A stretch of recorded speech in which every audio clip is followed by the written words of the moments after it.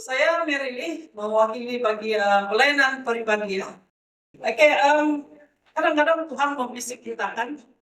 Tuhan membisik kita, namun kita yang terkadang tidak menghiraukan bisikan daripada Tuhan. Oke, dan terkadang juga kita melihat sesuatu itu aman di mata kita dan cantik di mata kita, tetapi tidak di mata Tuhan. Satu waktu kami mau bikin lunch lah dengan siblings. Kami biasa dengan siblings pergi makan kami atau breakfast. Itu cara kami untuk bonding time kami. Dan setelah saya cari parking, satu round tidak parking. Biasalah kan James. 2 kali tidak parking. Ketiga kali saya round, saya dapat, wih cantik nih parking. Ada pokok besar. Saya tidak mau kita karena berteduh kan. Kita selalu mau yang berteduh ini cantik Pak.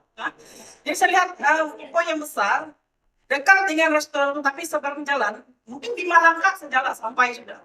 Jadi saya melihat, oh puji Tuhan, saya dapat parking di sini. Tapi sebelum saya keluar dari rumah, selalu kita mulakan dengan doa, right? Oke, so bila saya sudah parking sana, saya bilang anak-anak saya, puji Tuhan, kita dapat parking yang dekat, berteduh, dan dalam garisan kuning. Oke, so jadi bila saya sudah parking, saya turun. Bila saya turun, saya berjalan, saya punya hati tidak tenang. Kenapa hati saya tidak tenang? Sedangkan tempat itu sudah tempat yang tenang. Lalu kakak saya bilang, wih cepatlah, lapar sudah. Jadi saya bilang, oke. Bila saya seorang, saya tidak boleh masuk macam pintu restoran. Saya tengok kita saya, saya balikkan, saya pergi start engine, saya bilang saya masuk mundur dari sana. Hati saya sesuatu yang panggil saya mundur. Jadi saya ikut. Saya tahu bisikan itu macam, kenapa? Because macam mana kita makan hati tidak tenang kan? Jadi saya start engine. Bila saya start engine, saya tengok seberang jalan, apa pintu restoran itu ada berita mau keluar. Saya bilang, ini lebih dekat. Kan? Jadi saya bilang, begini saya bilang, kalau saya gustang lagi, karena saya sini, itu kereta sini yang keluar.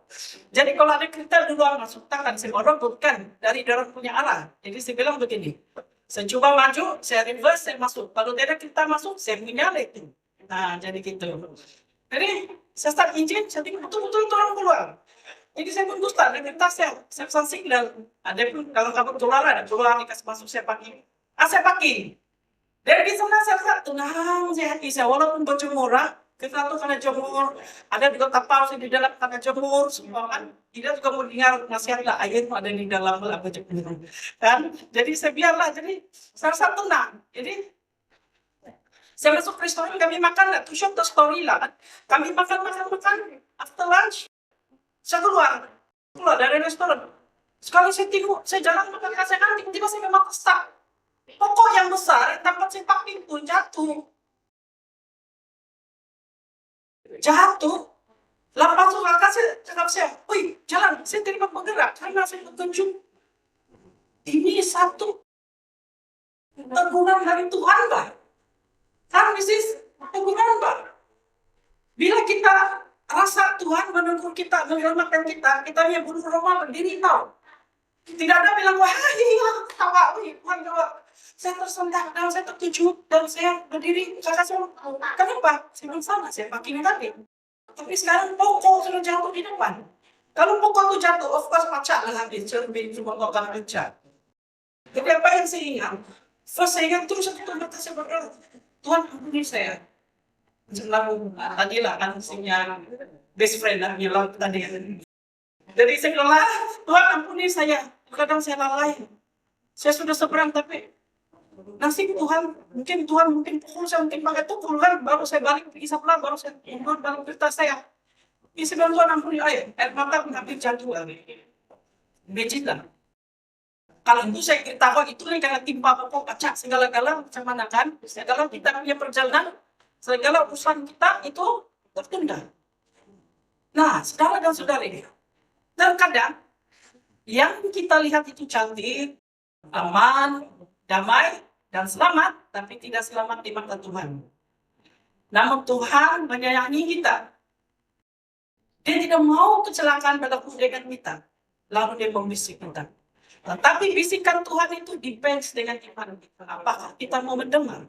Apakah kita ini keras kepala? Tidak mau dengar. Hah? Jadi apabila kita mendapat bisikan seperti ini, jangan ignore, tapi coba ikut apa yang ada di pikiran. Karena apa yang dibisik itu bukan jahat. Yang dibisik itu macam yang something will happen. Tapi Tuhan punya cara bagi saya lah. Tuhan tidak mengatakan terus terang tahu. Karena dia mentinggalkannya iman. Karena iman itu bukan yang jelas kalau baru kau percaya. Tetapi Tuhan tuh kadang-kadang dia kasih amin saja. Maka dia mendengar saya. Dan lalu saya mendengar berdiri rumah bulu saya semua. Terus kakak saya bilang, salah kakak saya tidak mau simpan kesaksian Tuhan sendiri. Saya share dengan kakak saya, walau kami balenan kepercayaan. Saya bilang kunci dia berdoa. Sebelum kita membuat sesuatu keputusan, sebelum kita mengambil langkah walaupun yang kecil, berdoa. Tuhan sayang kita, Tuhan mencintai kita.